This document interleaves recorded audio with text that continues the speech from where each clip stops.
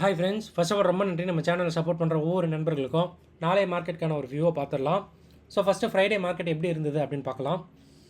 So Friday market வந்து பார்த்திங்கன்னா இனிஷியலாக ஒரு கேப் அப் தான் இருந்தது, நம்ம நினச்ச மாதிரியே. ஓகேங்களா?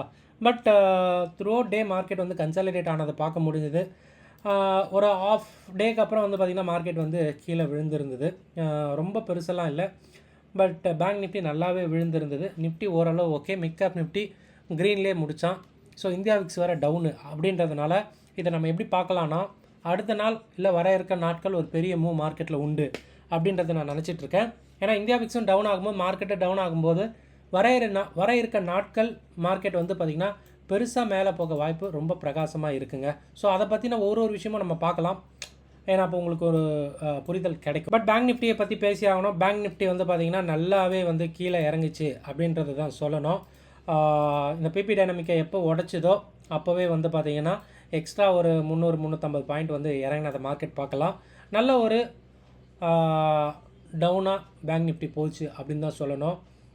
ஒரு இண்டெக்ஸும் ஒரு மாதிரி இருந்துச்சு. மார்க்கெட் சிங்க் ஆகலை அப்படின்றது தான் உண்மை. ஐடி நல்லா பர்ஃபார்ம் பண்ணுச்சு, பட் பேங்க் நல்லா பர்ஃபார்ம் பண்ணலை, இதுதான் உண்மை.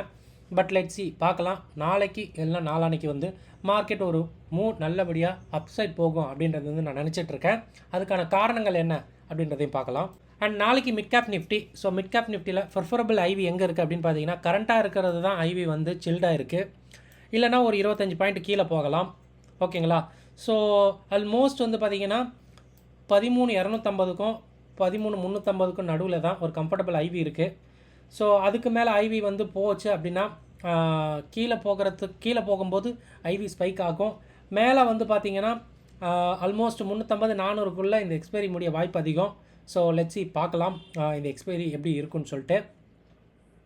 அண்டு ஸ்ட்ராடல் பாயிண்ட்டை பொறுத்த மட்டுக்கு கிட்டத்தட்ட ஒரு 100 பாயிண்ட் வந்து கிரெடிட் ஆகிருக்கு. அப்போ வந்து பார்த்திங்கன்னா டவுன் சைடில் ஒரு 100 பாயிண்ட், அப் சைடில் 100 பாயிண்ட் ஸ்ட்ராடல் ரேஞ்சாக நாளை எக்ஸ்பைரி இருக்கும் அப்படின்றது எந்த மாற்று கருத்தும் இல்லை. ஐவி கூட இங்கே கம்மியாக இருக்குது அப்படின்றதுனால ஒரு ப்ரிஃபரபிள் ஐவி மேலே போகலாம் அப்படின்னு தோணிகிட்டு இருக்கு. பட் ஹெச்டிஎக்ஸ் நிஃப்டி டவுன் ஆகிருக்கனால நாளைக்கு இது கொஞ்சம் டவுனில் ஓப்பன் ஆக கூட வாய்ப்பு அதிகம் அப்படின்னு சொல்லலாம். அண்ட் எஃப்ஐயோடைய ஆக்டிவிட்டி பார்க்கும்போது இண்டெக்ஸ் ஃபியூச்சரில் கிட்டத்தட்ட ஒரு 1,700 கோடி ரூபாய்க்கு வாங்கியிருக்காங்க. இது எதிர்பார்த்தது தான்.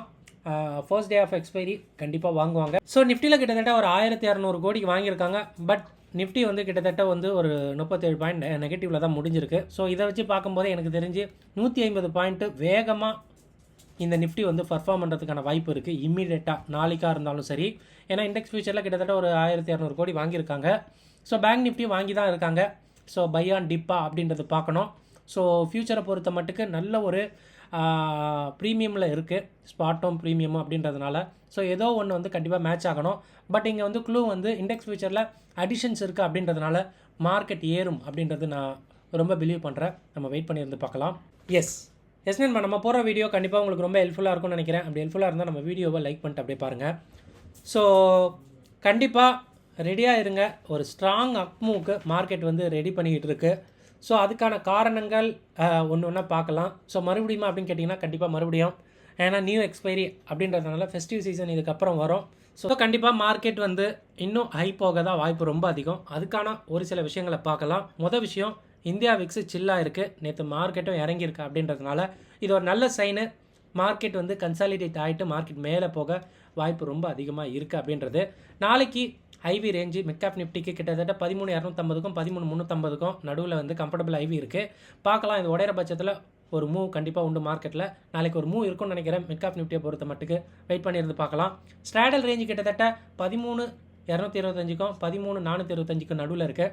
ஸோ இதுக்கு நடுவில் எக்ஸ்பைரி ஆக வாய்ப்பு ரொம்ப பிரகாசமாக இருக்குது மிட் கேப் நிஃப்டியை பொறுத்த மட்டுக்கும். ஸோ டெக்னிக்கல்ஸை பார்த்துடலாம்.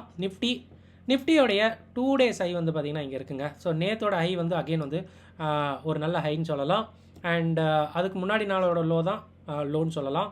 அதே மாதிரி ஆனால் பட் பேங்க் நிஃப்டி அப்படி கிடையாது. பேங்க் நிஃப்டி நேற்று வந்து பார்த்திங்கன்னா ஒரு எப்படி சொல்கிறது, நேற்றோட ஐஎன்லோ வந்து பார்த்திங்கன்னா முந்தா நேரத்தோட ஐஎன்லோட கம்மி அப்படின்றதுனால கண்டிப்பாக இது வந்து முழுங்கிருக்கு. டெக்னிக்கலை பொறுத்த வரைக்கும் இது வந்து பார்த்திங்கன்னா முழுங்கிருக்கு அப்படின்னு சொல்லலாம். இந்த ப்ரைஸ் ஆக்ஷனோட இந்த ப்ரைஸ் ஆக்ஷன் வந்து முழுங்கிருக்கு அப்படின்ற மாதிரி தான் நம்ம சொல்லணும். இந்த ரேஞ்சை மார்க் பண்ணிக்கங்க. இது கூட கண்டிப்பாக நீங்கள் பிபி டைனமிக்கை 5 மினிட்ஸில் நீங்கள் எடுத்துக்கலாம். இதை யூஸ் பண்ணுற பட்சத்தில் ரிசல்ட் கொஞ்சம் நல்லாவே இருக்கும். So as per technicals data for option ட்ரேடர்ஸ்க்கு ஃபியூச்சர் வெர்சஸ் ஸ்பாட் பார்க்கும்போது நல்லாவே நிறைய விஷயம் வந்து தெரியுது நண்பா. ஸோ எல்லாமே வந்து பார்த்திங்கன்னா நல்ல ஒரு ப்ரீமியத்தில் இருக்கிறத பார்க்க முடியுது. இது ஏன் இப்படி இருக்குது அப்படின்னா மார்க்கெட் ஒரு ரேலி போக தான். ஸோ அகைன் இது வந்து பார்த்திங்கன்னா கன்ஃபார்ம் பண்ணியிருக்கு. எப்போ இந்த டிஃப்ரென்ஸ் ரொம்ப அதிகமாகுதோ அப்போ மார்க்கெட் வந்து சூப்பராக வந்து ரேலியாக ரெடியாக இருக்குன்னு அர்த்தம். ஸோ மிட் கேப் நிஃப்டி கண்டிப்பாக இன்னும் முடியல அந்த எக்ஸ்பைரி அப்படின்றதுனால ஃப்ளாட்டாக இருக்குது. இது வந்து செவ்வாய்க்கிழமைக்கு மேலே இன்க்ரீஸ் ஆகிடும் அப்படின்றத நம்ம நம்பலாம். ஸோ பிசிஆர் பொறுத்த மட்டும் ஏதாவது க்ளூ இருக்கான்னு கேட்டிங்கன்னா பேங்க் நிஃப்டியை பொறுத்தவரையும் கொஞ்சம் ஷேடாக இருக்குது. இதை எப்படி எடுத்துக்கலாம் அப்படின்னா இன்னும் 2 நாள் தான் இருக்குது. ஒரு விஷயம் நோட் பண்ணிக்கணும், நமக்கு அக்டோபர் 2 வந்து லீவு. அதனால் ப்ரீமியம் ரொம்ப வேகமாக கரையும் அப்படின்றதுனால அவங்க ஆக்டிவிட்டி கொஞ்சம் பெருசாக தான் இருக்கும். அப்படின்றதுனால இந்த பிசிஆரை இக்னோர் பண்ணிக்கலாம். அதுக்கு பதிலாக ஃப்யூச்சரில் அவங்க அடிஷன் கண்டிப்பாக வச்சுருப்பாங்க.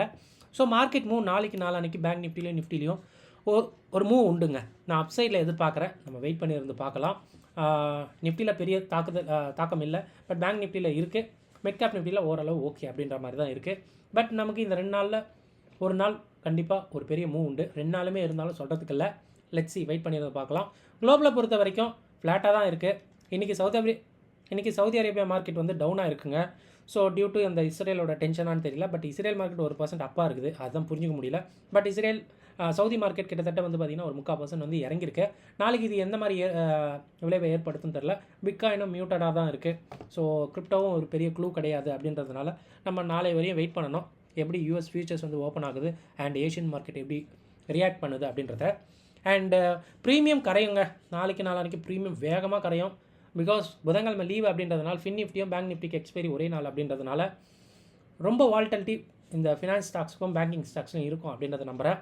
ஸோ நோட் பண்ணிக்கங்க, 2 லீவுன்னு நினைக்கிறேன் புதன்கிழமை. அப்போது அக்டோபர் 1 வந்து நமக்கு எக்ஸ்பைரி உண்டு. ஸோ அதனால் ப்ரீமியம் ரொம்ப கம்மியாகும். இதை கொஞ்சம் காஷியஸாக எடுத்துக்கோங்க. டெய்லி அதாவது யூஸ்வலாக எடுக்கிற மாதிரி எடுக்க வேண்டாம் அப்படின்றத இங்கே நான் சொல்லிக்கிறேன். ஸோ இவ்வளோ விஷயம் பேசியிருக்கோம் நண்பா. ஸோ செக் பண்ணி பாருங்கள். நான் கொஞ்சம் புல்லிஷாக தான் இருக்கேன் இந்த மார்க்கெட்லேயும். நம்ம வெயிட் பண்ணியிருந்து பார்க்கலாம் மார்க்கெட் எப்படி ரியாக்ட் ஆகுதுன்னு சொல்லிட்டு. இந்த வீடியோ பார்த்ததுக்கு ரொம்ப நன்றி. தேங்க்யூ. ஜெய் ஹிந்த்.